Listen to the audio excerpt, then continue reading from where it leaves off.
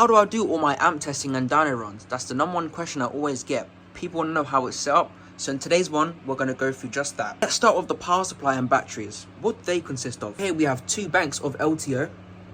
And you may know them as these blue tube things here. Yeah, Yinglong's excess power banks, whatever you want to call them. And these are the 40 amp hour variants. In this setup, we have 2 individual batteries here, but I've put them together. So you have 6 in this one and 6 in that one, which only gives me 80 amp hours of capacity, which is not a lot. However, you have more banks that I could add, but this setup fits in a place where it's not taking up any space on my workbench. It's pretty flush in there, and I'll tell you why. This is actually more than enough for what I'm doing. For those that don't know, these are actually 2 individual banks of lithium, but I've just paired them together. Now, I've tested just one of these banks, so just 6 of them by itself, starting from 16 volt and letting it drain all the way down to about 11.5 volt. And I managed to get between 8,500 watt and 9,000 watt just off one bank of 6 individual cells, which is pretty cool. But obviously we have 2 banks, so we're getting around 17 to 18,000 watt, but that's not good enough for staying above 14.4. To obtain that power of 2 banks, to get 18,000 watt, we're going to be in the 13s. So that now paired with this Taramps power supply keeping the voltage up, we can stay at around 14.4 volt and pull about 15,000 watt, and we can pull about 20 to 25,000 watt and be in the high 11s, low 12s, which is another route we can do if we need to do that. This is the Taramp smart charger that was modded by Bearvids, and this is charging at 16 volt. I'll turn it on for you now and I'll show you how this works and the features it has. It's powering up now. It's probably gonna flash because we're already fully charged. Yep. So it's already at 16 volt, doesn't need to be charged anymore, so it's just chilling. But this has 4 different modes. You have 14.4, 15.2, and 16 volt, and then you have smart, which will automatically adjust its output power depending on the voltages and demand from the batteries. What works is when I start pulling current from the batteries, this amp's detecting, you know, little spikes, and it knows when you're playing music with them spikes, and it will go from smart mode to full power mode when pulling loads of power, and it will just trickle in smart mode, which is about 35 amps when you're just, you know, playing it quietly, you know, just chilling. And this has got some nice Stinger HPM series 0 gauge. I managed to get every single strand minus that little tiny one that it will hide that one. Yeah, just ignore that one. But I managed to get the whole strand in there, which I'm proud of, because it's, yeah, you can see how big the strand is through here, and then yeah, it goes in there. But I managed to get it all in without trimming any of it off, so we've got a good connection from this power supply to the battery. See the terminals there where I can connect up my amplifiers, which is pretty cool. Here we have an LF audio voltmeter, which is going to be measuring the voltage at the battery, which is cool. But remember, when you're measuring amplifiers as well, you always want to have a probe on the terminals of the amplifier, because there will be voltage drop on the cable as you pull current. So what you may be reading 14.4 volt here, but you could be reading 14.2 volt at the amplifier. So yep, that's one thing to take into consideration as well. Remember, this used to be my main power supply, charging up the battery, because I don't know if you guys remember, I had them servo power supplies, but they were great, but they just couldn't keep up with a continuous load.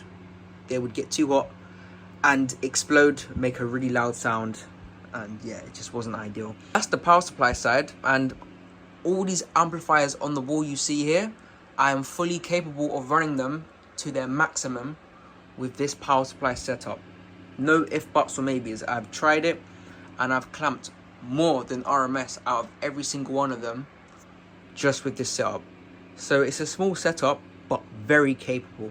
Let's talk about how I load up the amplifiers and do all the testing on them. So here we have 8 4-ohm resistors. Now there is a lot of controversy online, people saying, do you know how much thermal mass you need to dissipate 1000 watts? Now you're right. If I was leaving these amplifiers playing continuously for hours on end, yes, this is not adequate enough.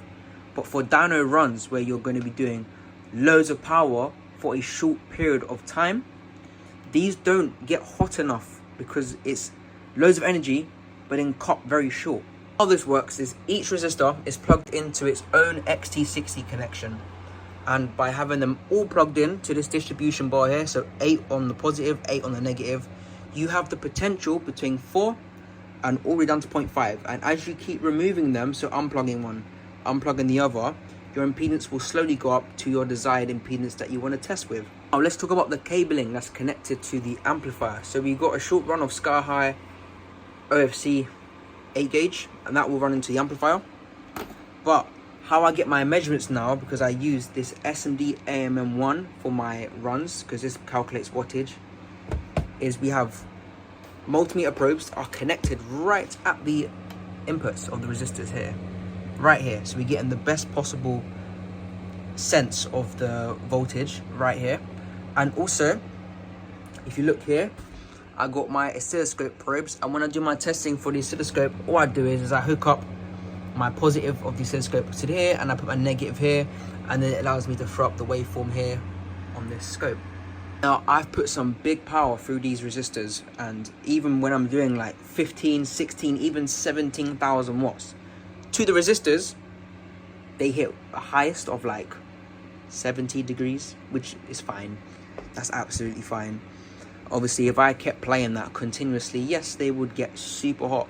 But these can easily run, because they're ceramic resistors inside, these can easily run up to like 350 degrees and still be within tolerance and within spec. But it's on wood, so we won't be doing that. We'll be doing just what we need to do with the dyno runs. We do our pulls, this will stay below 100 degrees, and that's absolutely fine. Regarding my head unit, it's just a Sony head unit, the MEX N4 300BT, and it's a cheap head unit, but it gets the job done. Only need to play a sine wave through it, so I don't need nothing fancy. Gets the job done. Does 4 volt on the subwoofer pre-outs, which is more than enough for most car amps. So yeah, that's what I've been using. And this is powered off an VGA power supply that I got when I first started doing SINEWAVE02, and it's still working to this day, and it stays on day and night 24/7, and it's still working. The cool thing about this setup is I'm not just limited to doing car amplifiers. I can also dyno test PA amps, because in the UK, and especially in my part of the country, we have really good voltage. Sometimes it scares me how much voltage we have. It can be really high. So I'll show you how much voltage we're dealing with and how I can pretty much test any single phase PA amp in here absolutely fine, with no problems about voltage drop or issues. Let me show you. So guys, I do not recommend you putting anything into mains electrics in it, so don't do this if you don't know what you're doing. Should be fine though, because I'm only probing, and I'll show you the voltage we're getting at the mains right now at our disposal. Let's not forget to put it into AC mode, and right now we are getting 247 volt, and sometimes this fluctuates between 247 and 255 volts, which is kind of scary. So I don't have to worry about voltage here, that's not a problem. And lights dimming on music is not really a thing here. The voltage is so strong, to really bring it down you need to pull like 30,000-40,000 of watts, even just to get this from 248 to like 236 is pretty good here in the UK voltage wise. So this leaves you a lot of room to test PA amps the same way. You just choose your resistance, put your wire through the thing, plug this into the dyno, into the amplifier, and away you go. You do the same thing for mains powered amps as well. But yeah guys, just wanted to touch base with my little testing area. I'm starting to get really into like amplifier repairs, looking at how circuits work, just trying to learn it, because I've been doing SINEWAVE02 now, and you know, building subwoofer setups and doing all that, bass demos. But there's so much more to the audio world than building like builds. Like I want to learn it from both aspects, from amplifier level, component level, and sound level as well. So this is why in this side of my room I have this all going on with my testing stuff.